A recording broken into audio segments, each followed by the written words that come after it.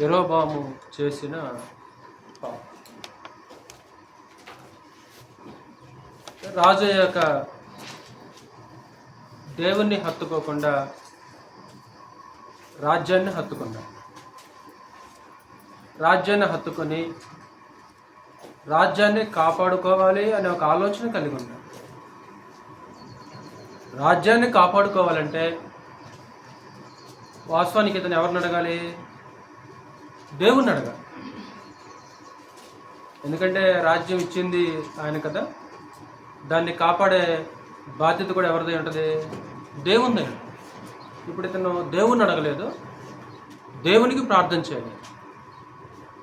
అంటే రాజ్యం తన చేతుల నుంచి వెళ్ళిపోద్ది, రాజ్యం నా నుంచి దూరం అయిపోద్ది, రాజ్యం ఎలాగైనా సరే నా చేతిలో ఉండాలి, అది నా దగ్గరే ఉండాలి అని దాన్ని కాపాడుకోవడానికి ప్రయత్నాలు ప్రారంభించాడు. ఆ ప్రయత్నాలు దేవుని మీద ఉన్న విశ్వాసంతో చేసిన ప్రయత్నాలు కాదు. ఆ ప్రయత్నాలు ఒక సొంత ప్రణాళికను అమలు చేశాడు, సొంత పెత్తనం చేశాడు. ఆయన దేవుని మీద ఆధారపడకుండా, దేవుణ్ణి అడగకుండా, దేవునికి ప్రార్థన చేయకుండా, దేవుని చిత్తమేమిటో అనేది ఎదురు చూడకుండా, ఆ చిత్తం కోసం ఎదురు చూడకుండా ఒక దేవుని చిత్తాన్ని పక్కన పెట్టి, దైవ చిత్తాన్ని పక్కన పెట్టి, దైవికమైన చట్టాన్ని పక్కన పెట్టి ఒక సొంత ప్రణాళికను, సొంత ప్లాన్ ప్రకారంగా వెళ్ళినట్లు మనం చూడవచ్చు.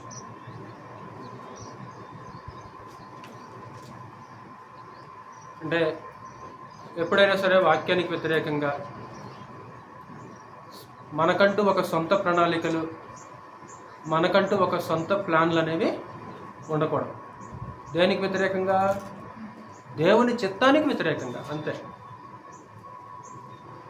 ఆయన చిత్తానికి వ్యతిరేకంగా మనం సొంతంగా ఒక ప్లాన్ గీసుకోకూడదు, మనకంటూ సొంతంగా ఒక స్ట్రక్చర్ గీసుకోకూడదు. ఎందుకంటే అది కనుక ఆయన చిత్తం కాకపోతే ఆ ప్రణాళిక నిలిచే ప్రణాళిక కాదు. అది ఈరోజు అనేక మంది మత బోధకులు, మత శాఖల వారు యెరోబామును అనుసరిస్తున్నారు. యెరోబాము చేసినట్లే ఈరోజు అనేక మంది మత శాఖల వాళ్ళు చేస్తున్నారు, మత బోధకులు చేస్తున్నారు అన్నమాట. ఇందుకు ఏంటి యెరోబాము చేసిన పని ఏంటి అనేది మనం ఆలోచించేద్దాం.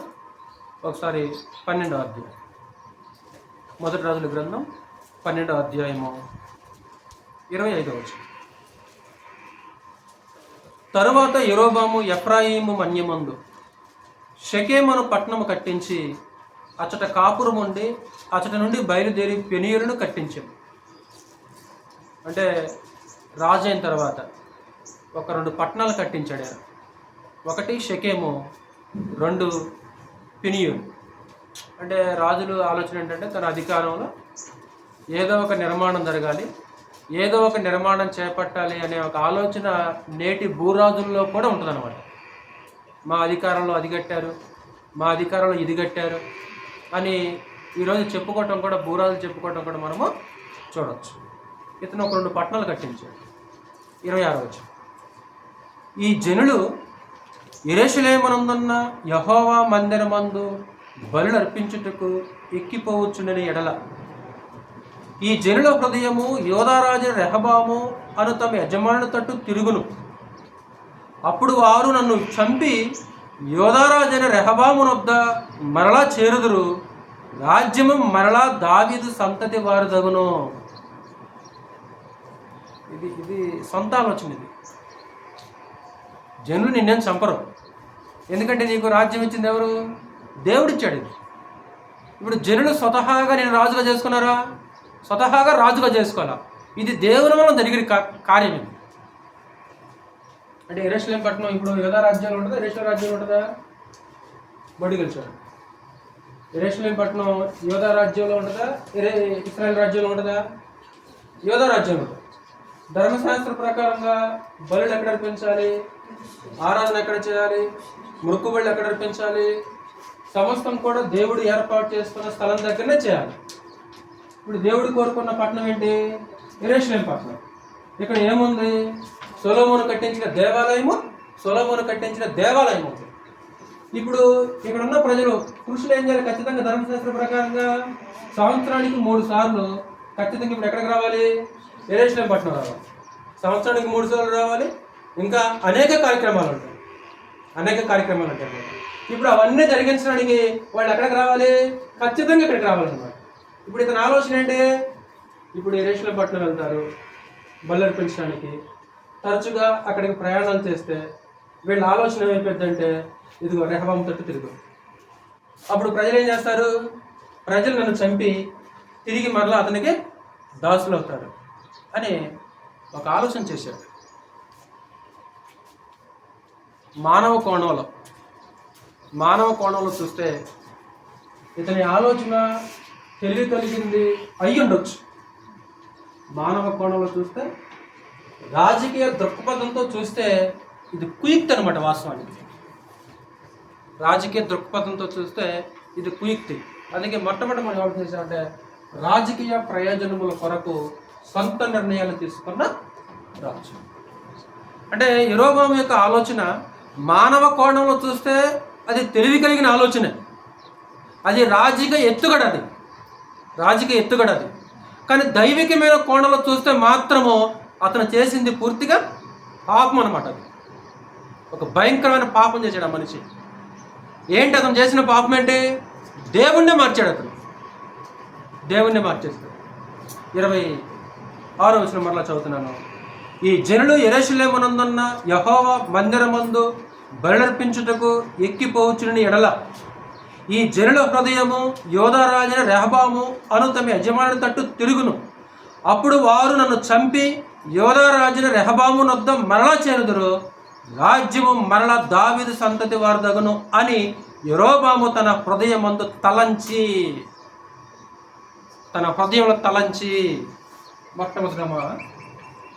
మొదట దేవుని వాగ్దానము పట్ల నమ్మిక ఎంచలేదు.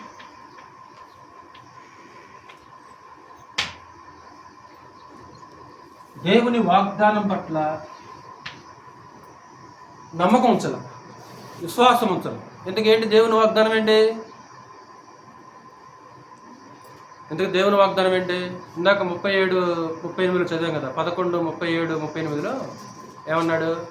నా కట్టడలను నా విధులను నువ్వు అనుసరిస్తే దావీదు కుటుంబాన్ని స్థిరపరిచినట్లు ఇప్పుడు నీ కుటుంబాన్ని కూడా ఏం చేస్తాను? స్థిరపరుస్తాను అని దేవుడు అతనికి మాట ఇచ్చాడు. దేవుడు అతనికి వాగ్దానం చేశాడు. కానీ దాని మీద అతను నమ్మకం ఉంచినట్లు, ఆ వాగ్దానాన్ని మనసులో పెట్టుకున్నట్లు ఏమాత్రం కూడా కనిపించకుండా హృదయంలో తలంచి ఏం చేశాడు? 28వ వచనం. ఆలోచన చేసి 2 బంగారపు దూడలు చేయించి జనులను పిలిచి యెరూషలేమునకు పోవుట మీకు బహు కష్టం. ఏం చేశాడురా? 2 బంగారపు దూడలు చేశాడు. ఇంక బంగారపు దూడను చేయటం అంతకుముందు ఎక్కడ ఉందా? సరితే ఎక్కడుంది? నువ్వు చెప్పు. బంగారపు దూడను చేయటం అంతకుముందు ఎక్కడ ఉందా? శాంతి ఎక్కడేశారు? అంటే యెరోబాము ఏం చేశాడు? ఇప్పుడు 2 బంగారపు దూడలు చేశాడు. అంటే ఇశ్రాయేలీ చరిత్రలో బంగారపు దూడకు మొక్కటం అనేది ఇప్పుడేరా? దీనికంటే ముందు ఎక్కడ జరిగిందా? చెప్పాలి నువ్వే. దీనికంటే ముందు ఎక్కడ జరిగిందంటే జరిగింది. ఎక్కడ? అరణ్యంలో ఉన్నప్పుడు మోషే సీనాయి పర్వతం మీదకి వెళ్ళినప్పుడు వాళ్ళు దూడను చేసి మొక్కారంట. ఇతను కూడా ఏం చేశారంటే 2 బంగారపు దూడలు చేసేవాడంట జనులను పిలిపించి యెరూషలేమునకు పోవుట మీకు బహు కష్టం. ఇప్పుడు అంతకుముందు ఎంతకాలం వాళ్ళు యెరూషలేము పట్టణం వచ్చుంటారు? అంతకుముందు ఇప్పుడు యెరూషలేము పట్టణంలో దేవాలయం కట్టి ఎంతకాలం ఉంది? అప్పటికి 1 సంవత్సరం అనుకున్నా. సులమోను పరిపాలన ఎంతకాలం? 40 సంవత్సరాలు కదా. ఇప్పుడు 40 సంవత్సరాలు దూరం కాలేదు, 40 సంవత్సరాలు కష్టం కాలేదు. ఇప్పుడు ఏమైపోయింది? ఇప్పుడు దూరం అయింది, ఇప్పుడు కష్టం. మనం మత్స్యాకుల నుండి ఎంత దూరమైన పోతామండి. కానీ సత్యంలోకి వచ్చిన తర్వాత దూరము ఎంత దూరం రాత్రిపూట ఆడిపోతామంటాం. అర్ధరాత్రి 1 దాకా డినామినేషన్ మీటింగ్కి వెళ్ళారు. అర్ధరాత్రి 1 దాకా, అర్ధరాత్రి 12 దాకా డినామినేషనల్ మీటింగ్లకు వెళ్ళారన్నా కృష్ణమూర్తన్నా గడిపాం. కానీ ఇక్కడ రాత్రిపూట బైబిల్ క్లాస్ రావాలంటే మాత్రం ఈ చీకట్లో ఎక్కడ వెళ్తావు అంటే అంతకుముందు దూరం అనిపించలేదు, అంతకుముందు రాత్రి అనిపించలేదు. కానీ ఇప్పుడేమొచ్చింది? ఇప్పుడు రాత్రి అయిపోయింది, ఇప్పుడు దూరం అయిపోయింది. చదువు రాకముందేమో కాకరకాయ అన్నదంట, చదువు వచ్చిన తర్వాత దాన్ని ఏమని పిలుస్తుందంటే ఇంకా ఆవిడ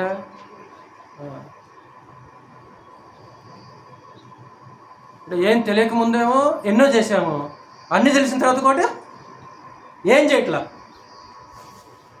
తెలియకముందు ఎన్నో చేసావు, తెలిసిన తర్వాత ఆరాధన తప్ప ఏం చేయట్లా, ఆరాధన తప్ప ఏం చేయట్లా. తెలియకముందు ఏం చేసావు? ఎన్నో చేసావు. ఇప్పుడు 40 సంవత్సరాలు దూరం కాలేదమ్మా, 40 సంవత్సరాలు కష్టం కాలేదు.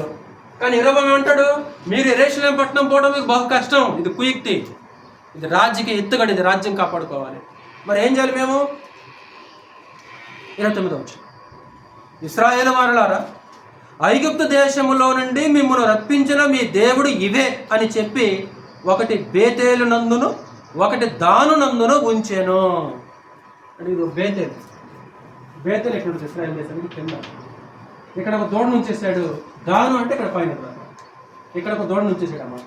అంటే దేశానికి ఆ సరిహద్దును ఒకటి, దేశానికి ఈ సరిహద్దును ఒకటి. ఇటు పక్క మధ్యధర సముద్రం, ఇదేమో గలిలీ సముద్రం, ఇదేమో యోర్దాను అనేది అనమాట. ఇది యోర్దాను. కాబట్టి 2 దూడలు పెట్టాడు. ఇక్కడ దానిలో ఒక దూడను పెట్టాడు, బేతేలులో ఒక దూడను పెట్టాడు. ఐగుప్తులో నుంచి మిమ్మల్ని రప్పించిన మీ దేవుడు, ఆ రోజు అహరోను కూడా అన్నాడు కదా, ఆ రోజు అహరోను అదే అన్నాడు, ఇదిగో మీ దేవుడు యెహోవా ఇదే. అది ఆ బాధను దేవుడు కీర్తనలు వ్యక్తపరిచాడు. తమ మహిమాస్పదమును గడ్డి మేయు ఎద్దు రూపమునకు మార్చిరి. ఐగుప్తులో ఎన్నో గొప్ప సూచక్రియలు, ఎన్నో ఆశ్చర్యకారాలు చేసిన తమ మహిమాస్పదాన్ని, ఆ మహిమగల దేవుడిని ఏం చేశారంటే గడ్డి మేసే ఎద్దు రూపానికి మార్చేశారు. ఇప్పుడు ధర్మశాస్త్ర ప్రకారంగా నిర్గమాకాండం 20వ అధ్యాయము 3వ వచనానికి ఇది వ్యతిరేకం కదా అమ్మా? దేవుడిని మార్చడం రాస్తున్నారు. దేవుడిని మార్చారు. ఆయన చేసిన పాపం ఏంటి అంటే విగ్రహారాధన.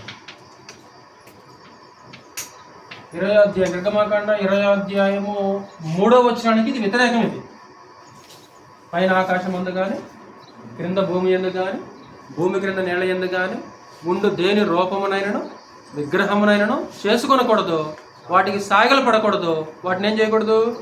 పూజించకూడదు. కానీ ఇతను ఏం చేశాడు?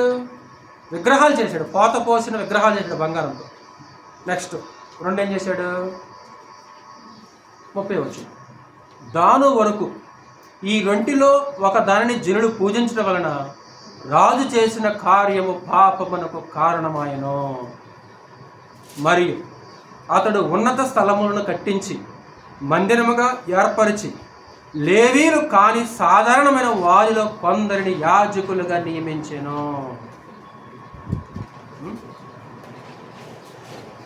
ఉన్నత స్థలాలను కట్టించేసాడు, ఉన్నత స్థలాలను కట్టించేసాడు అంటే స్థలం మార్చాడు. ఎందుకంటే ఇక్కడ యెరూషలేముకే యాత్రలు చేయాలి, యెరూషలేముకే యాత్రలు చేయాలి, యెరూషలేములోనే బలర్పించాలి, ఇక్కడే మొక్కుబడులు తీర్చాలి, ఇక్కడే నైవేద్యం అర్పించాలి, ఇక్కడే దశంభాగాలు అర్పించాలి, ఇక్కడే అన్నీ చేయాలి. కానీ ఇతనే చేశాడు, యెరూషలేము పోవటం మీకు బహు కష్టం, ఒక ఉన్నత స్థలాలు కట్టించేసి నాయకులు మార్చేశాడు. ఏ నాయకుల్ని? దైవికమైన నాయకులను మార్చేశారు. దైవికమైన నాయకులను మార్చారు. లేవీలు కాని వారిని యాజకులు నియమించాడు కదా. వాస్తవానికి యాజకులు దేవునికి ఎవరై ఉండాలి? లేవీలై ఉండాలి. కానీ ఇతనేం చేశాడమ్మా? లేవీలు కాని వారిని, లేవీలు కాని సాధారణమైన వారిలో కొందరిని యాజకులుగా నియమించను. అహరోను సంతానంలో, అహరోను యొక్క రక్తాన్ని పంచుకుంటే అహరోను గర్భంలో నుంచి వచ్చిన వారు మాత్రమే యాజక సేవ చేయాలి తప్ప మరొక గోత్రికుడు యాజక సేవ జరిగించే ఛాన్స్ లేదు. కానీ ఇతడు యాజకులు మార్చాడు. ఇంకా ఇంకా ఏం చేశాడు ఆయన? నెక్స్ట్ 32వ వచనం. మరియు యెరోబాము యోధా దేశమందు జరుగు ఉత్సవం అంటే ఉత్సవమును 8వ మాసము 15వ దినమందు జరప నిర్ణయించి. అంటే యోధా దేశంలో ఒక ఉత్సవం జరుగుతుంది. ఎప్పుడు జరుగుతుంది అది? 7వ నెల 15వ తేదీ జరుగుతుంది. ఇప్పుడు సేమ్ అలాంటి ఉత్సవాన్ని ఇతను ఏం చేశాడు? నిర్ణయించాడు. ఎప్పుడు నిర్ణయించాడు? 8వ నెల. ఎన్నో రోజు? 15వ. అంటే ఏం చేశాడు? ప్రజలందరూ ఒకవేళ ఉత్సవాలు జరుగుతుంటాయి,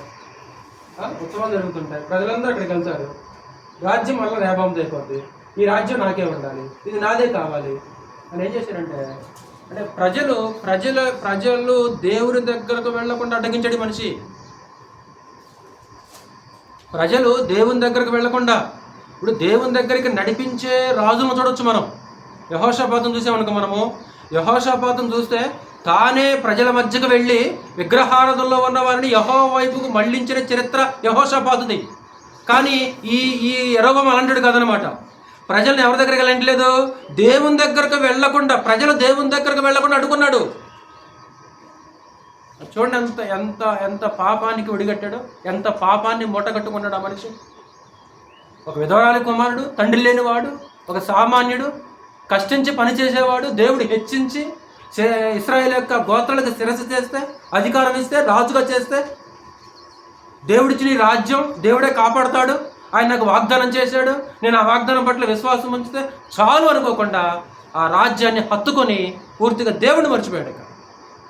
దేవుడిని మర్చిపోయి రాజ్యాన్ని హత్తుకొని దాన్ని కాపాడడానికి విశ్వ ప్రయత్నం చేస్తున్నాను. ఎన్ని ప్రయత్నాలు చేసినా సరే అది అతని చేతిలో ఉండే అవకాశమో లేదు.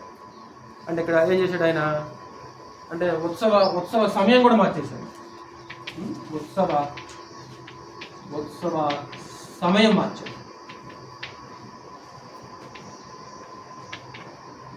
7వ నెలలో 15వ తేదీన యోధా దేశంలో యెరూషలేము పట్టణంలో ఉత్సవం జరుగుతుంది. కానీ ఇప్పుడు 8వ నెల 15వ తేదీ నిర్ణయించేశాడు. అంటే టోటల్గా ధర్మశాస్త్రానికి భిన్నంగా జరుగుతుంది కదమ్మా.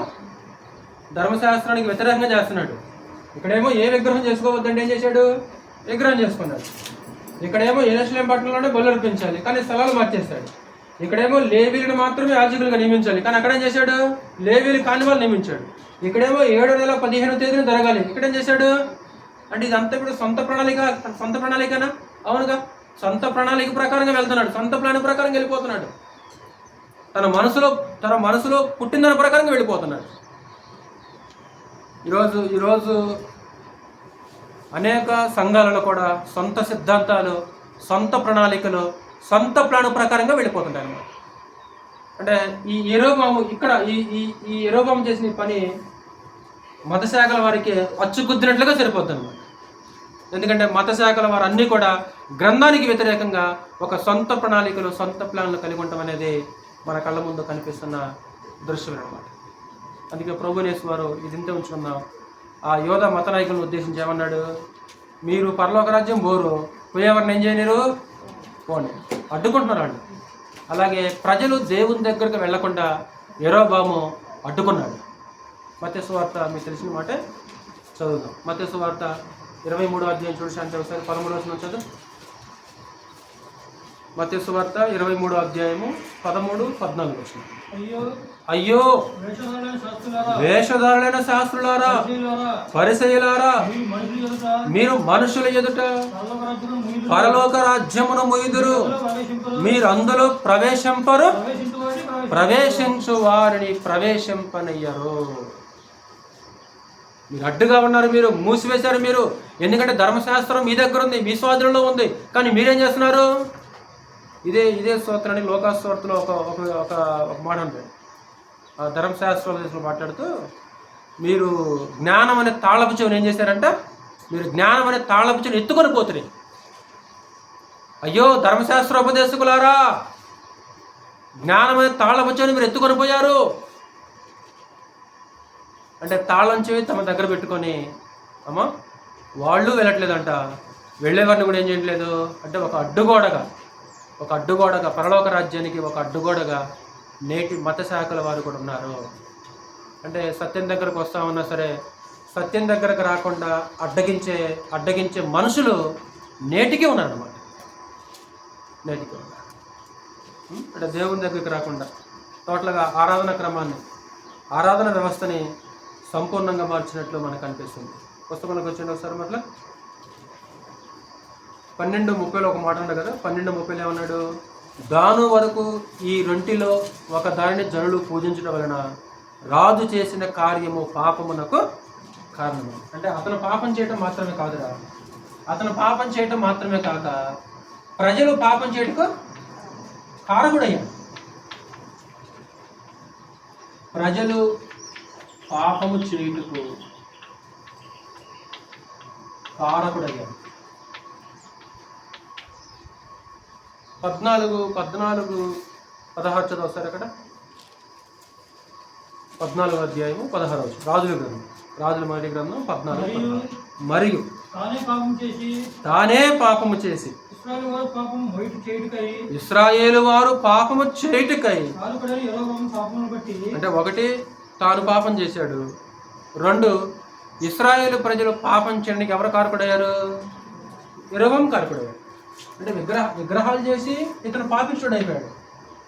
ఇప్పుడు ప్రజలందరినీ కూడా విగ్రహారాధన వైపుకు మళ్లించాడు. అవును కదా, ప్రజలందరినీ కూడా విగ్రహారాధన వైపుకు మళ్లించాడు. ఇప్పుడు ప్రజలు ఏం చేస్తారంటే విగ్రహారాధన చేయడం ప్రారంభించేశారు. అంటే ప్రజలు అలా విగ్రహారాధికులు అవ్వడానికి కారణం ఎవరు? యెరొబెయాము. అదే మాట్లాడుతున్నాడు అక్కడ. పాపము చేయుటకు కారకుడయ్యాడు. ఇంత చేసినా సరే దేవుడు వెంటనే నాశనం చేయక పరమ తండ్రి ఏం చేస్తున్నాడంటే మొదటగా ప్రేమిస్తాడు, మొదటగా హెచ్చరిస్తాడు. ఆ ప్రేమను అర్థం చేసుకొని ఆ హెచ్చరికను విని మారు మనసు పొందకపోతే నాశనం చేస్తాడు తప్ప వెంటనే నాశనం చేయడానికి. ఇప్పటికీ యెరొబెయామును ప్రేమిస్తున్నాడు దేవుడు. ఏం చేస్తున్నాడు? ప్రేమించి దేవుడు ప్రేమిస్తున్నాడు అంటే ఒక సూచన ఏంటి? దేవుడు ప్రేమిస్తున్నాడు అంటానికి ఒక సూచన అండి. సామెతల గ్రంథం 3వ సామెతల గ్రంథం 3వ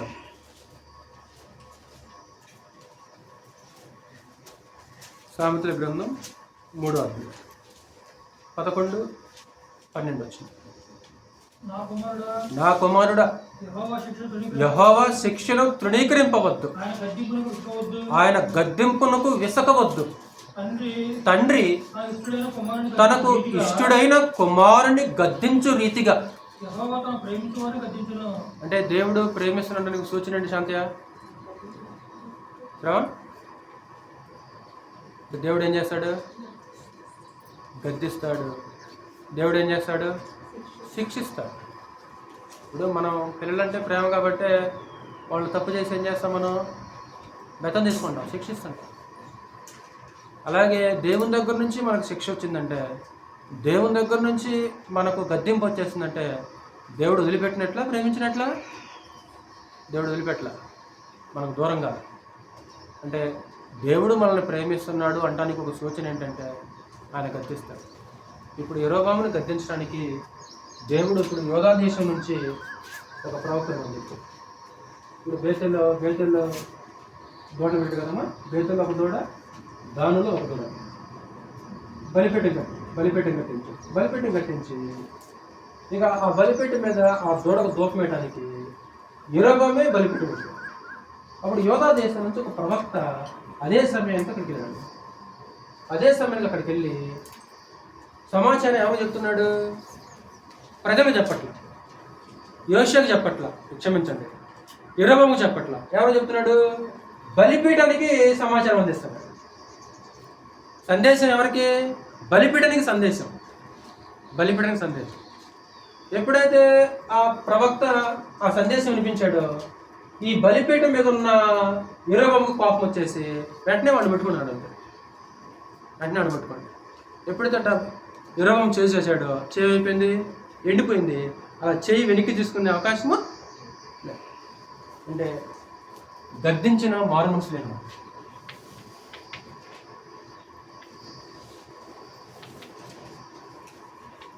గద్దించిన మారు మనసు లేనివాడు. అంటే చేయి ఎండిపోయింది, ప్రవక్త మరలా దేవుని వేడుకున్నాడు, చేయి బాగుపడదు. ఇప్పుడు చేయి బాగుపడ్డ తర్వాత నుంచి ఏం చేయాలి? మనం మనం మనం కూడా అంతే ఉండాలి. పడ్డాము, లేస్తాం. లేచినా సరే ఏం చేస్తాం? అరే ఒకప్పుడు పరమదేవుడు నన్ను ఇలా పడిపోయాను, ఉపద్రవంలో ఉన్నాను, కష్టాల్లో ఉన్నాను, దేవుడు కనికరించి మరలా నన్ను నిలబెట్టాడు, దేవుడు నన్ను బాగు చేశాడు. ఉంటుంది అలాగా? ఉండదు అలాగా. ఈ మనిషి కూడా మారు మనుషులే. ప్రవక్త వేడుకున్నాడు, చేయి బాగుపడ్డది. మరి ఎక్కడి నుంచి ఏం చేయాలి? కనులారా చూసావు కదా ఆయన శక్తి, ఆ అద్భుతమైన శక్తి కనులారా చూసావు. ఎక్కడి నుంచి మారు మనసు పొందాలి. ఆ మారు మనసు లేనివాడు పుస్తకంలోకి వచ్చాడు. రాజుల మొదటి గ్రంథం 12వ అధ్యాయము 33వ వచనం. ఈ ప్రకారము అతడు యోచించిన దానిని బట్టి 8వ మాసము 15వ దినమందు బేతేలులో తాను చేయించిన బలిపీఠం మీద బలులర్పించుచూ వచ్చాడు.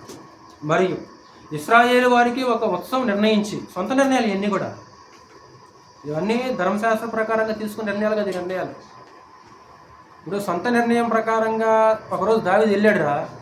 ఎక్కడ? మందసం అభినాదాబుల ఇంట్లో ఉంటే, అభినాదాబుల ఇంట్లో మందసం ఉంటే ఏం చేశాడమ్మా?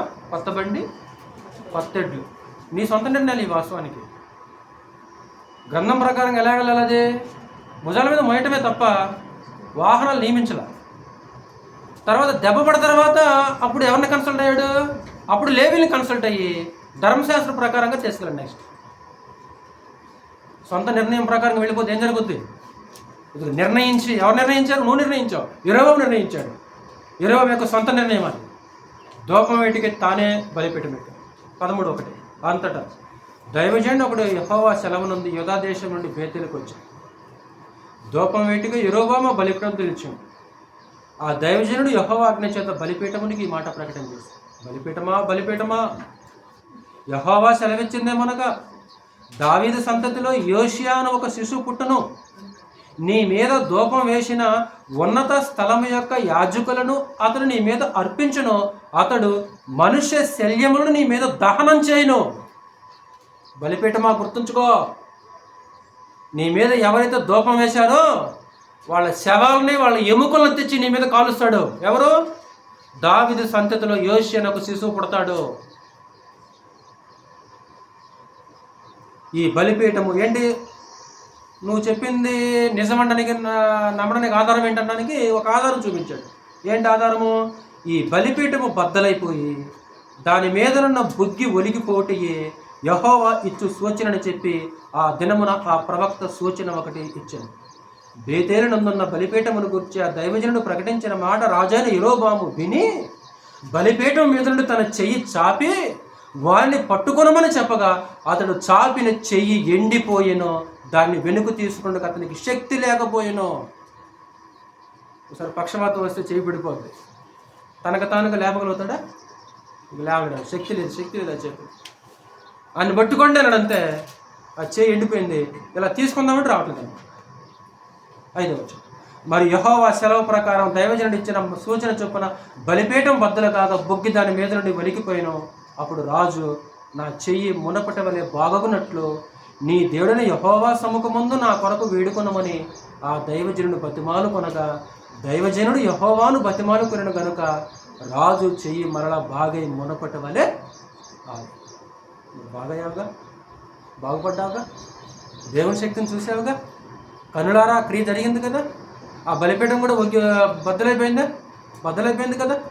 మాటతోటే బలిపీఠం బద్దలైపోయింది కదా. రోగం తగ్గింది కదా. మరి మారను. మన దేవుడిని యెహోవా అని కాదంట, నీ దేవుడిని యెహోవా. ఏమండి, సౌలు కూడా ఏమన్నాడు? సమూయేలు వస్తాడు. సౌలు ఏమంటాడు? నేను యెహోవాజ్ఞ నెరవేర్చాను. నేనేం చేశాను? యెహోవాజ్ఞ నెరవేర్చాను. మరి నాకు వినపడుతున్న గొర్రెల అరుపులు, ఎడ్ల రంగులు ఎక్కడివి? నీ దేవుడిని యెహోవాకు బలిర్పించడానికి. మన దేవుడు కాదు, నీ దేవుడు. ఇప్పుడు ఇక్కడ కూడా ఏమేమంటున్నాడు? దయచేసి మన దేవుడిని వేడుకో అంటలా, మన దేవుడిని వేడుకో అంటలా. ఎవరిని వేడుకోమన్నాడు? నీ దేవుడిని వేడుకో. అంటే ఏదో పాపం చేసిన వాళ్ళు ఆ మాటలు సంభాషణ ఎలా ఉందో, సౌలు కూడా నీ దేవుడు నీ దేవుడు అని మాట్లాడుతుంటాడు. అంటే మన దేవుడు అనొచ్చుగా, చెయ్యి బాగుపడదు. సరే మరి ఇంటికి వచ్చి అలసట తెచ్చుకోమన్నాడు దైవజనుడిని. ఆయనకి ఆ పర్మిషన్ లేదు. ఎందుకంటే వెళ్ళిన దారిన రావద్దన్నాడు. 2 వెళ్ళిన చోట అన్నపానాలు పుచ్చుకోవద్దని పరలోక దేవుని చేత నాకు సెలవైంది కాబట్టి నువ్వు ఎలాంటి అన్నపానాలు పెట్టినా సరే నేను మాత్రం నీ ఇంట్లో భోజనము చేయనని వెళ్ళు. మరి ఏమన్నా మార్మల్స్ పొందాడా? లేదు. 33 వచ్చి చదువు శాంతి అక్కడనే 13:33. ఈ 13:33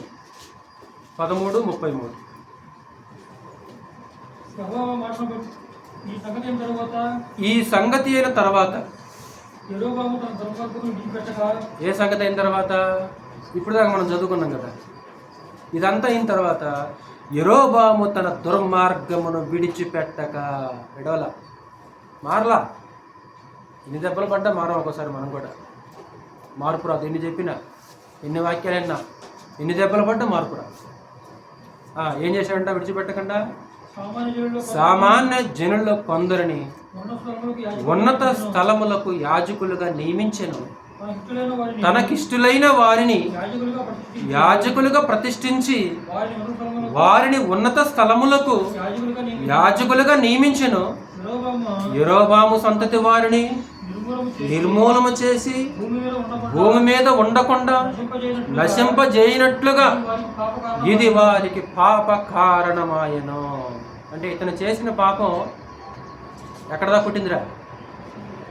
ఎక్కడదా పుట్టింది? ఇది సంతానం దగ్గరికి, కుటుంబం దగ్గరికి వెళ్ళిపోయింది. అది కుటుంబాన్ని ఊడ్చేసే దగ్గరికి వెళ్ళిపోయింది. ఆ పవర్, పాపం యొక్క పవర్ ఎలా ఉంటుంది, దాని ప్రభావం అది, దాని ప్రభావం చిన్నది కాదు అది.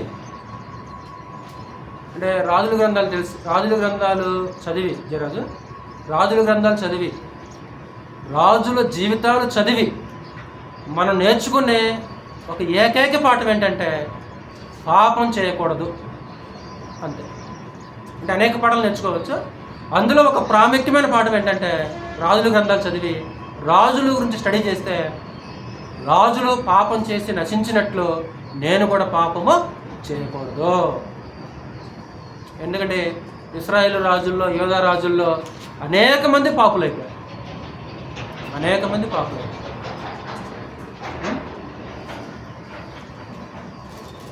దినవృత్తాంతాలు 2వ గ్రంథం చూడ ఒకసారి. దినవృత్తాంతాలు 2వ గ్రంథంలో దుర్మార్గాన్ని విడిచిపెట్టలేదన్నమాట. విడిచిపెట్టకుండా అదే కంటిన్యూ చేశాడు.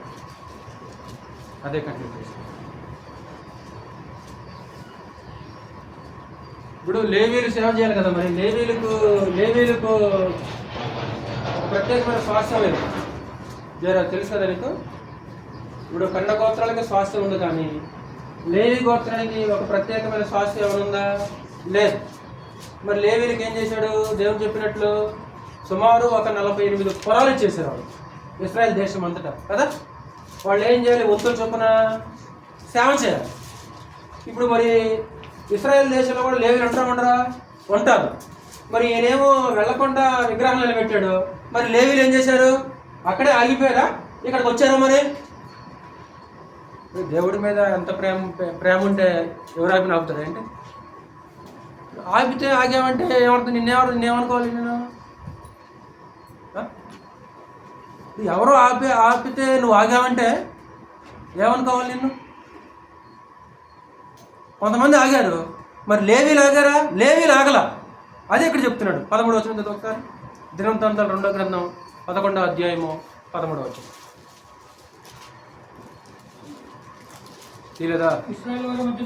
ఇశ్రాయేలు వారి మధ్య నుండి యాజకులను లేవీలను తామున్న ప్రదేశముల సరిహద్దులను దాటి అతని యొద్దకంటే రెహబాము వద్దకు వచ్చి చేరి, ఆ తర్వాత యెరోబామును కుమారులు కూడా అలానే తయారైపోయారు. యెరోబాము కుమారులు కూడా అంతే కదా. తండ్రి ఏం చేస్తాడో కుమారుడు కూడా అదే చేస్తాడు. ఏం చేశారంటే వాళ్ళ తండ్రి కొడుకులు యెహోవాకు యాజక సేవ జరగకుండా లేవీయులను త్రోసివేయగా వారు తమ గ్రామములను స్వాస్థ్యములను విడిచి యోధా దేశమునకును యెరూషలేమునకును వచ్చిరి. తమ గ్రామాలు స్వాస్థ్యాలను విడిచిపెట్టి, మాకు మా ఊరు ముఖ్యం కాదు, మాకు మా స్వాస్థ్యం ముఖ్యం కాదు, యెహోవా సేవ చేయడమే మాకు ముఖ్యం. ఎందుకంటే అన్ని గోత్రాల్లో మమ్మల్ని కోరుకున్నాడు యెహోవా సేవ చేయడానికి. యెహోవా సేవ చేయడమే మాకు ముఖ్యం కాబట్టి మా ఊరు ముఖ్యం కాదు, మా స్వాస్థ్యం ముఖ్యం కాదు. ఈరోజు బంధువులను చూసి ఆగిపోతాం, ఊరును చూసి ఆగిపోతాం. కానీ వీళ్ళు లాగలేదన్నమాట. 15 వచనం, యెరోబాము బలిపీఠములకును దయ్యములకును తాను చేయించిన దూడలకును యాజకులను ఏర్పరచుకొనెను. వారి చర్యలు అట్లుండగా, ఎవరి చర్యలు? తండ్రి కొడుకుల చర్యలు. యెరోబాము అతని కుమార్తె అట్లుండగా ఇశ్రాయేలుల గోత్రములు ఎందంతటను ఇశ్రాయేలు దేవుడు యెహోవాను వెదకుటకు మనసు నిలుపుకొనిన వారు తమ పితరుల దేవుని యెహోవాకు బలులు అర్పించుటకై యెరూషలేమునకు వచ్చిరి. అంటే లేవీలే కాదు అమ్మా, కొంతమంది ఇశ్రాయేలు కూడా ఏం చేశారంట? దేవుని మీద ఉన్న ప్రేమతోటి యెరూషలేము పట్టణం వచ్చేసారు. ఎలా అవుతావు? దేవుని దగ్గరకు రాకుండా ఎలా అడ్డుకుంటావు?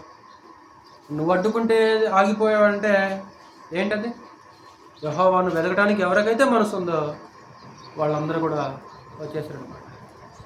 ప్రాముఖ్యంగా లేవి అంటే గద్దించినా సరే ఇప్పుడు ఏం చేయలేదురా, చెల్లారా అమ్మా, మారుమనసు పొందాడా? జీవితంలో కూడా ఒక ఆశ్చర్యకారం జరిగింది కదా. ఎండిపోయిన ఏమైంది? అది ఎండిపోయిన చేయి బాగైంది కదా. దేవుని శక్తిని చూశాడు రా. అప్పటికైనా మరి బుద్ధి తెచ్చుకోవాలి కదా. మారలేదు. ఇంకందుకే నాశనాన్ని కారకుడయ్యాడు. అందుకే సామెతలో ఒక మాట అంటాడు, ఎన్నిసార్లు గద్దించినా సరే లోబడకపోతే హఠాత్తుగా నాశనం అయిపోతాడు అంటాడు. సామెత గ్రంథం 29వ అధ్యాయం చూడు, ఇంతే ఉంచుకొని. ఎన్నిసార్లు గద్దించినా లోబడకపోతే పరిస్థితి ఏంటి? సామెతల గ్రంథం 29వ అధ్యాయము 1వ వచనం, ఎన్నిసార్లు గద్దించినను లోబడినవాడు. అది ఎన్నిసార్లు చెప్పినా వినకపోతే, మారు మనసు లేకపోతే, మార్పు లేకపోతే, చివరికి ఇంకొక పాయింట్ రాసుకుందాం ఇక్కడ, పాపులకు మాదిరయ్యాడు. పాపులకు మాదిరయ్యాడు. మీకు తెలుసు కదా, గతంలో చెప్పాను, యథార్థంగా బ్రతికితే యథార్థవంతులైన రాజులకు ఒక రాజు మాదిరి, పాపులైన రాజులకు ఒక రాజు మాదిరి. మనం రాజుల చరిత్ర చదువుతున్నప్పుడు ఇతడను యెరోబాము వలె,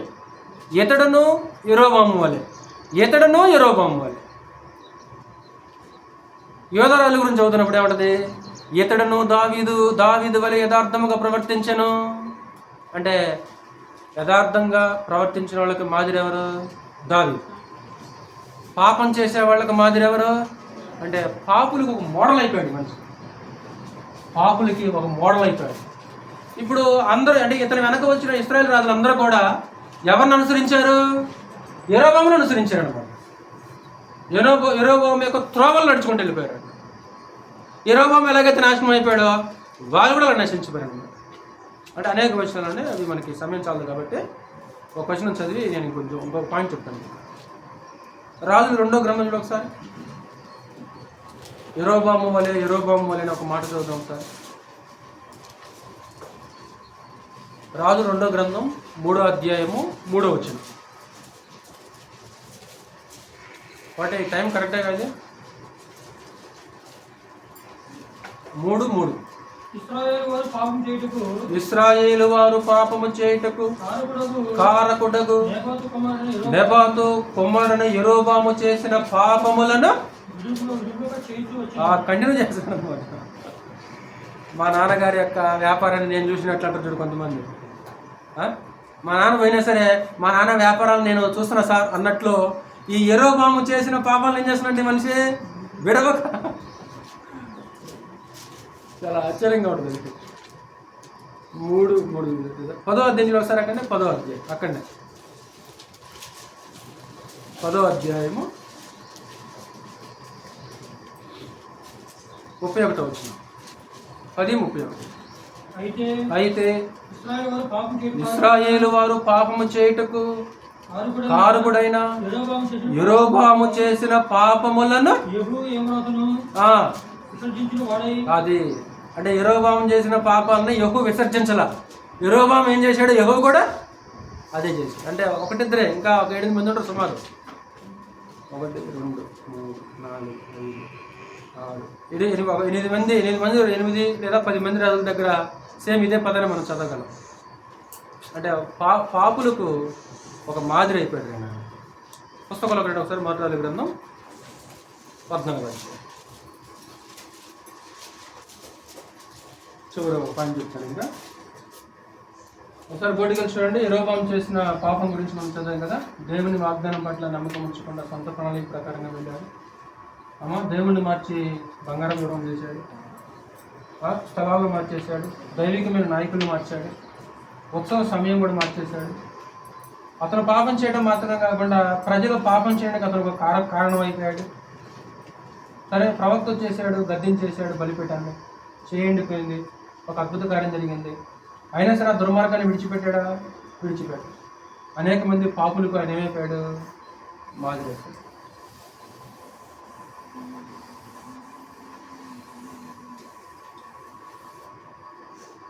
చివరి పాయింట్ ఇది. అంటే ఆ పాపానికి ఫలితం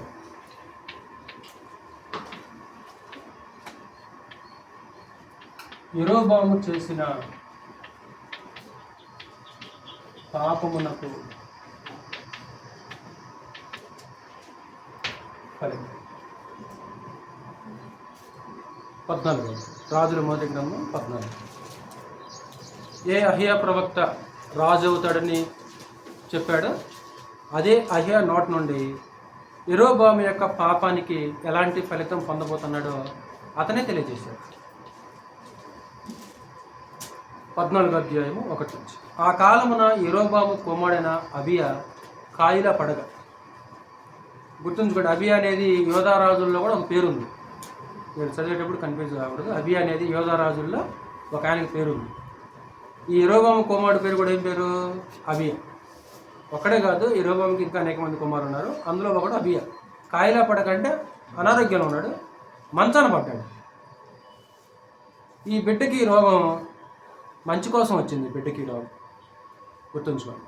యెరొబాము కుమారుడికి రోగం ఎందుకు వచ్చిందంటే అతని క్షేమం కోరే రోగం వచ్చిందండి.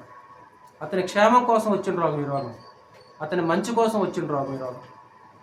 అతను యెరొబాము కుటుంబంలో ఈ మంచాన పడ్డాడు ఒక్కడే యథార్థవంతుడు అనమాట. యెరొబాము కుటుంబంలో ఇతను ఒక్కడే మంచోడురా. యెరొబాము కుటుంబంలో ఇతను ఒక్కడే యథార్థవంతుడు. అందుకే రోగం వచ్చింది. యథార్థవంతుడు కాబట్టే రోగం వచ్చింది. అదేంటి ఎలాగంటాం? చదివితే అర్థమవుతుంది మనకి. చదివితే అర్థమవుతుంది. యథార్థవంతుడు కాబట్టే రోగం వచ్చింది. కాయిలా పడ్డాడు. యెరొబాము తన భార్యతో ఇట్లనండి, నీవు లేచి యెరొబాము భార్యవని తెలియబడకుండా మారువేషం వేసుకొని షిలోహునకు పొమ్ము. అంటే మనుషుల దగ్గర మారువేషం వేసుకోవచ్చు, దేవుని దగ్గర వేషం వేసుకుంటామా? దేవుడు వెంటనే కనిపెట్టేస్తాడు. మనుషుల ముందు మనం నీతిమంతులమైనట్లు, యథార్థవంతులమైనట్లు, భక్తిపరులమైనట్లు వేషం వేసుకోవచ్చు. దేవుని ముందు వేషం వేసుకునే అవకాశం ఉందా? లేదు. వేషం వేసుకోవడం కుదరదు అది.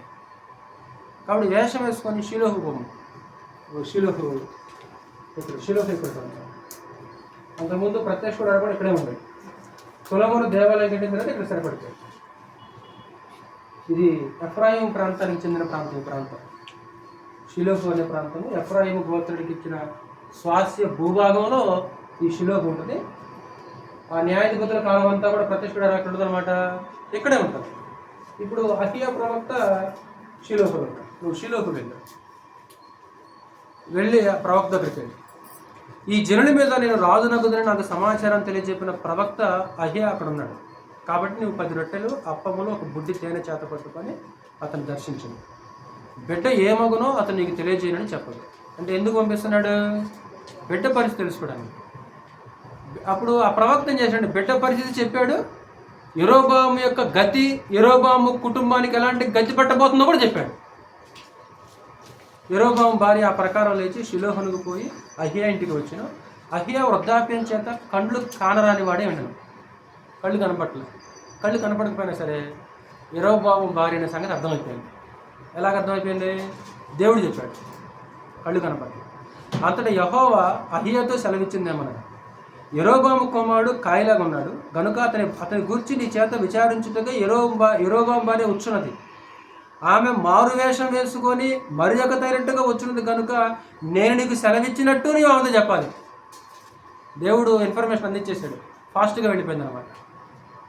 అంతలో అహియా ద్వారం లోపలికి వచ్చి ఆమె కాలు చప్పుడు విని ఆమె చెప్పాను, యెరోబాము భార్య లోపలికి రమ్ము, నీవు వేషం వేసుకొని వచ్చుట ఎలా? ఇది వేషం అని తెలిసిందనుకో, గౌరవం అవమానమా? సిగ్గుతో తలదించుకోవాలంతే.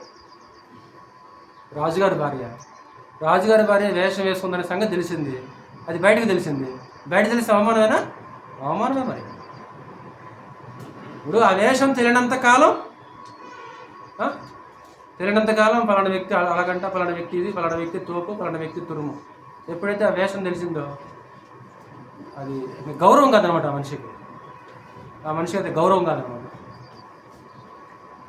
యెరోబాము భార్య లోపలికి రమ్ము, నీవు వేషం వేసుకుని వచ్చి ఇలా కఠినమైన మాటలు నీకు చెప్పవలన నాకు ఆజ్ఞాయను. ఎలాంటి సందేశం వస్తుంది నీకు? కఠినమైన సందేశం.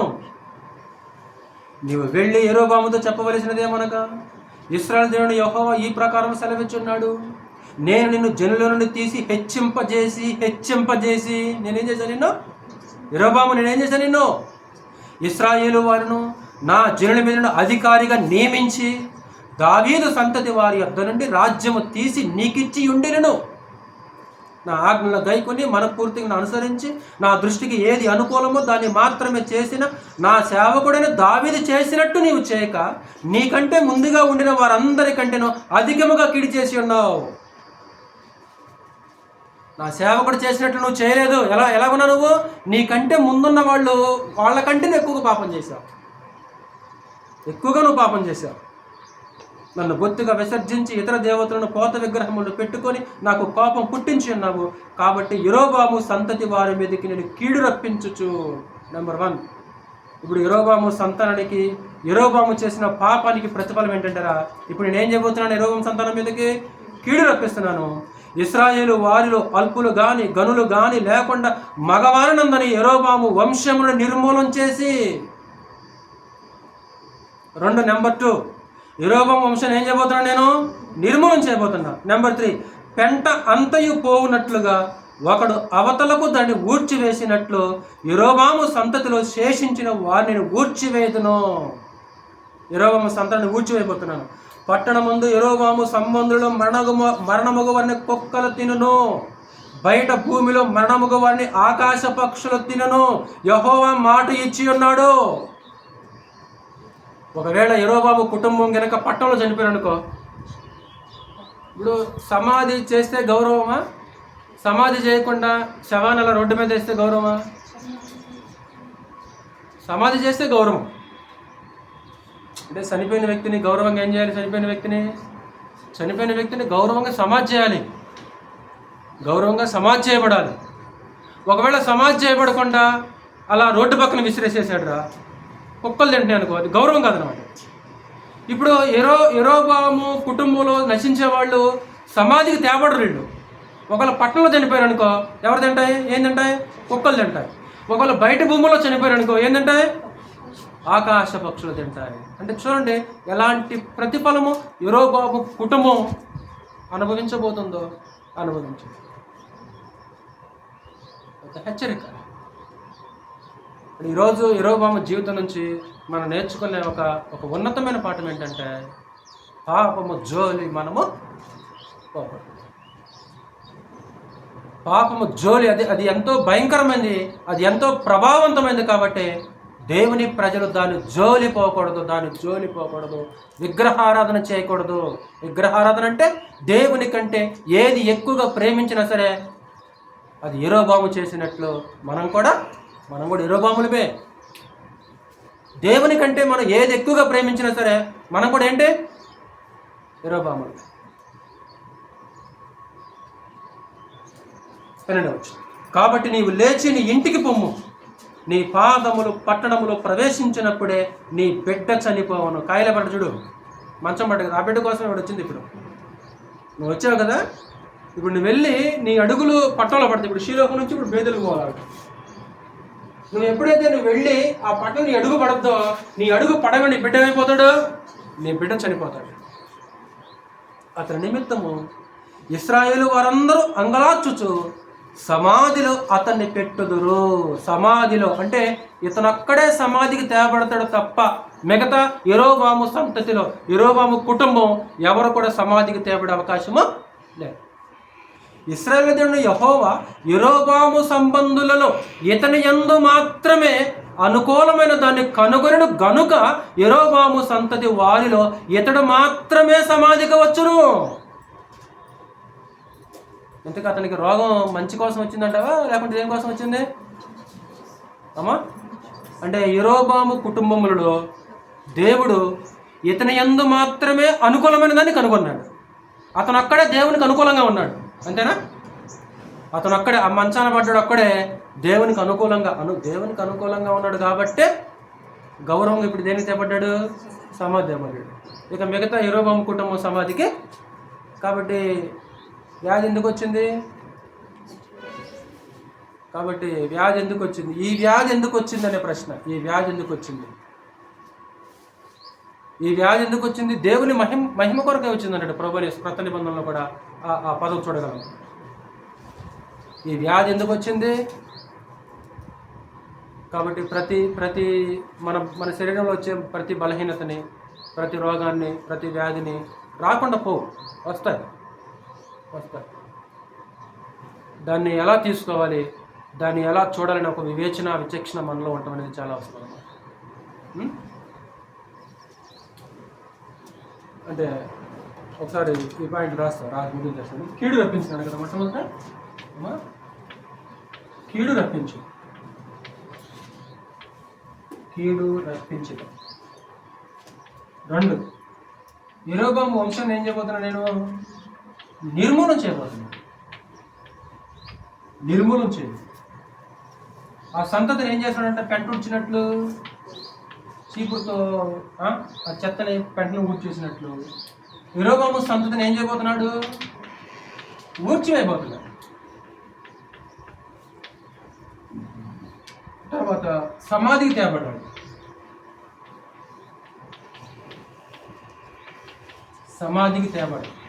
అందుకే కుక్కలు తింటాయి, ఆకాశ పక్షులు తింటాయి కదా. అంటే దాని అర్థం ఏంటంటే వాళ్ళు సమాధికి తేబడే అవకాశము లేదు. అంటే అతను చేసిన దుష్టత్వం, అతను జరిగించిన దుర్మార్గత వల్ల యెరోబాము కుటుంబం నాశనం అయిపోయింది. యెరోబాము కుటుంబం దేవుని యొక్క ఉగ్రతకు బలైపోయింది. యెరోబాము అలాగే ఉన్నాడు, యెరోబాము యొక్క కుమారులు కూడా అలాగే. అంత మాత్రమే కాకుండా అంటే ఈ యెరోబాము చేసింది ఇశ్రాయేలు ప్రజలు కూడా చేశారు. యెరోబాము ఏం చేశాడో తర్వాత ఇశ్రాయేలు ప్రజలు కూడా ఏం చేశారు? యెరోబామును అనుసరించారు, యెరోబాము చేసినట్టు చేశారు. అప్పుడు ఇశ్రాయేలు యొక్క భవిష్యత్తు గురించి అక్కడ మాట్లాడారు. ఇశ్రాయేలీయులను చెరకు పంపుతుంది. చూడండి, కొన్ని వందల సంవత్సరాల తర్వాత జరగబోయే చెర గురించి దేవుడు మొట్టమొదటి ఇక్కడ మాట్లాడాడు. చూడండి ఒకసారి ఇంకొక 2 వచనాలు చదువుకుందాం. 14వ అధ్యాయము 13వ చదివాం కదా, 14వ వచనం. ఇదియుగాక యెహోవా తన నిమిత్తము ఒకరిని ఇశ్రాయేలు వారి మీద రాజుగా నియమింపబోచున్నాడు. అంటే యెరోబాము తర్వాత ఇంకొక రాజు వస్తాడు. ఆ రాజు తర్వాత ఏం చేస్తాడు? ఆ దినములనే అతడు యెరోబాము సంతతి వారిని నిర్మూలన చేయను, కొద్ది కాలంలోనే ఆయన అతను నియమింపబోవు. 15వ వచనం. ఇశ్రాయేలు వారు దేవతా స్తంభమును నిలిపి యెహోవాకు కోపం పుట్టించి ఉన్నారు గనుక నీటి యందు రెల్లు అల్లాడునట్లు యెహోవా ఇశ్రాయేలు వారిని మొత్తి ఒకడు వేరును పెళ్లగించినట్లు వారి పితరులకు తాను ఇచ్చిన ఈ మంచి దేశములో నుండి వారిని పెళ్లగించి వారిని యూఫ్రటీసు నది అవతలకు చెదరగొట్టును. ఇశ్రాయేలు అనే చెట్టుని దేవుడు ఇక్కడ నాటాడమ్మా, అంతేనా? ఇశ్రాయేలు అనే చెట్టుని దేవుడు నాటాడు. ఇప్పుడు చెట్టు ఏమైపోయింది? ఇప్పుడు పెరిగి పెద్దదై మహావృక్షం అయిపోయింది. ఇప్పుడు పెరిగి పెద్ద అయిపోయిన తర్వాత చెట్టు ఏం చేసింది? నాటిన వ్యక్తి మీద తిరుగుబాటు చేసింది. ఇప్పుడు నేను ఏం చేయబోతున్నాను? ఇప్పుడు ఈ చెట్టుని ఏం చేయబోతున్నాను? వేరుతో సహా పెళ్లగించి ఇది యూఫ్రటీసు నది అవతలకి శ్రేస్తున్నాను నేను ఆ చెట్టుని. అంటే అశ్షూరు చెరకు వెళ్ళిపోతున్నాను అన్నమాట. అంటే ఇశ్రాయేలులో అశ్షూరు చెరకు వెళ్ళటం అనేది కొన్ని వందల సంవత్సరాలకు ముందుగానే చెప్పాడమ్మా. అంటే యెరోబాము ఒక్కడే పాపం చేయడం కాదు, వీళ్ళు కూడా ఏమైపోయారు? వీళ్ళు కూడా పాపులు అయిపోయారు. కాబట్టి ఆ చెట్టుని అంటే నీటి యందు రెల్లు అల్లాడినట్లు ఆ నీళ్ళు కదులుతుంటే రెల్లు ఏం చేస్తుంది? ఎప్పుడు కూడా రెల్లు నీటిలో అలా ఎప్పుడు ఊగుతుంటుంది అనమాట. రెల్లు ఆ నీటి తనకలిగి నీటి ఊగుతుంటుంది, రెల్లు కూడా అలా ఊగుతుంది. నీటి యందు రెల్లు అల్లాడినట్లు అంటే బాధపడినట్లు కాదు, అలా ఊగినట్లు. ఇప్పుడు ఇస్రాయేలు ప్రజలు నేను ఏం చేయబోతున్నాను? అలా ఊపుతున్నాను. నేను చెట్టుని పీకేసి అలా ఊపేసి అటు సిరేసేస్తాను. అంటే అశ్షూరు చెరకు వెళ్ళిపోతాడు. అశ్షూరు 16. మరియు తానే పాపం చేసి ఇశ్రాయేలు వారు పాపం చేయటికి కారకుడైన యెరోబాము పాపములను బట్టి ఆయన ఇశ్రాయేలు వారిని అప్పగింపబోచున్నాడు. అప్పుడు యెరోబాము భార్య లేచి వెళ్ళిపోయి ఇందాక బేతేలు అన్నా కదా, తిర్సా పట్టణమునకు వచ్చాను. ఆమె లోగిటి ద్వారపు గడప యొద్దకు రాగానే ఆ చిన్నవాడు చనిపోయాను. జనులు అతన్ని సమాధిలో పెట్టి యెహోవా తన సేవకుడైన ప్రవక్తయగు అహియా ద్వారా సెలవిచ్చిన ప్రకారముగా ఇశ్రాయేలు వారందరూ అతని కొరకు అంగలార్చిరి. యెరోబాము చేసిన ఇతర కార్యములను గూర్చి, అతడు జరిగించిన యుద్ధములను గూర్చి, ప్రభుత్వమును గూర్చి ఇశ్రాయేలు వారి రాజుల వృత్తాంతముల గ్రంథమందు రాయబడి ఉన్నది. యెరోబాము ఏలిన దినములు 22 సంవత్సరములు. అతడు తన పితరులతో కూడా నిద్రించగా అతనికి మారుగా అతని కుమారుడైన నాదాబు రాజాయను. ఈ నాదాబు కాలంలో అహియా చెప్పిన ప్రవచనం నెరవేరుద్ది అనమాట. ఈ నాదాబు కాలంలో అహియా ఏం చెప్పాడు? యెరోబాము కుటుంబీకుల్లో పట్టణంలో చనిపోతేనేమో కుక్కలు తింటాయి, బయట భూములు చనిపోతేనేమో ఆకాశ పక్షులు తింటాయి. ఇప్పుడు యెరోబాము యొక్క సంతతిని నేను ఏం చేయబోతున్నాను? ఊడ్చివైపోతున్నాను. అది ఎప్పుడు జరుగుద్ది? నాదాబు కాలంలో జరుగుద్ది అనమాట. మనం నాదాబును కూడా స్టడీ చేద్దాం, నేర్చుకుందాం. ఏమైనా అర్థమైందా? రాజుల గురించి ఏమైనా బోరు కొట్టిందా? అంటే బోరు కొట్టినా నేర్చుకోవాలి. అంటే నేర్చుకోవాలంటే తపన ఉంటే బోరు కొట్టాలండి. నేర్చుకోవాలని ఆలోచన అంటే ఏమాత్రం కూడా బోరు అనిపిస్తుంది. అంటే మనమే నేర్చుకోవాలి. ఇప్పుడు యెరోబాము జీవితం నుంచి మనం నేర్చుకోవాలి శ్రమ. ఒకటే అతనిలాగా మనం కూడా ఏం చేయకూడదు? విగ్రహారాధన చేయకూడదు. అతనిలాగా మనం కూడా ఏం చేయకూడదు? ఇచ్చిన దేవుణ్ణి మర్చిపోకూడదు. అతనిలాగా మనం ఏం చేయకూడదు? దేవునికి వ్యతిరేకంగా సొంత ప్రణాళికలు, సొంత ప్లాన్లు ఉండదు. సొంతంగా నిర్ణయాలు తీసుకోవాలి. దేవుణ్ణి అడిగి, దేవుణ్ణి కన్సల్ట్ అయ్యి మన నిర్ణయాలు తీసుకోవాలి. అందుకే యూదుల గురించి ఒక మాట అంటారు, కథలో మీకు జ్ఞాపకం చేశారు. ఇన్స్టాగ్రామ్లో వారు నన్ను అడగక ఆలోచన చేయదు. అడగట్ల వాళ్ళు నా దగ్గరికి రాకుండానే, నన్ను అడగకుండానే వాళ్ళు ఆలోచన చేస్తున్నారు. వాళ్ళు సొంతంగా ఆలోచన చేస్తున్నారు. వాళ్ళు సొంత నిర్ణయాలు తీసుకుంటారు. వాళ్ళు సొంతంగా తీర్మానం చేస్తున్నారు. అంటే మనం ఏదైనా చేయాలన్నా సరే ఎవరిని కన్సల్ట్ అవ్వాలి? దేవుణ్ణి అడగాలి. దేవుని అడగటం అంటే ప్రార్థన చేయాలి. దేవుని అడగటం అంటే వాక్యం దగ్గరకు రావాలి. నేను ఇది చేద్దాం అనుకుంటున్నాను, బైబిల్ ప్రకారం కరెక్టేనా? నేను ఇది ఇలా చేద్దాం అనుకుంటున్నాను అని ఎవరిని అడగాలి? దేవుని అడగాలి. అంటే ప్రార్థన ద్వారా దేవుని అడగాలి. నన్ను అడగట్లే వాళ్ళు, నన్ను అడగకుండానే వాళ్ళు నిర్ణయాలు తీసుకుంటున్నారు. వాళ్ళు యూదులు ప్రజలు. ఇక్కడ యెరోబాము రాజు సొంత ప్రణాళిక ప్రకారంగా వెళ్ళిపోయారు. ఒక కామన్ మ్యాన్ కదా, ఒక విధురాలు పనులు, ఎక్కడో రాళ్ళు కొట్టే పనిలో తర్వాత ఒక అధికారిగా నియమించబడ్డారు. అక్కడ నుంచి పరమదేవుడు లేపి ఒక రాజ్యానికి రాజుని చేశాడు. ఎప్పుడైతే రాజు అయిపోయాడో ఏమైపోయాడురా? పూర్తిగా మారిపోయాడు. రాజు అయిన తర్వాత మారిపోయాడు. మనం కూడా ఏవి రాకముందు దేవుడు అంటామో అన్నీ వచ్చిన తర్వాత మర్చిపోతామండి. చెప్పాను కదా, పని కావాలన్నా, ఉద్యోగం కావాలన్నా మంచిదే, అవసరం లేదంట. ఉద్యోగం అవసరం, పని అవసరం. అది వచ్చినాక ఎవరితో సమయం ఉండదు, ఇంకా ఉండదు. దేవునితో గడిపే సమయం ఉండదు. యరొబాము ఏం చేసాడో మనం కూడా అదే చేస్తున్నాం. యరొబాముని తిడుతున్నాం మనం. మరి మనల్ని ఏమనాలి? మరి ఎప్పుడు సొంతంగా ప్లాన్ చేసుకోలేదా? నిర్ణయం చేసుకోలేదా? సొంత నిర్ణయాలు లేవా? దేవుడి దగ్గరకు రాకుండా, వాక్యం దగ్గరకు రాకుండా, వాక్యాన్ని అడగకుండా సొంతంగా ఎప్పుడు నిర్ణయాలు తీసుకోలేదా? మరి యరొబాముని తిడతాం. మళ్ళీ మనం పరీక్షించుకోవద్దాం. మనం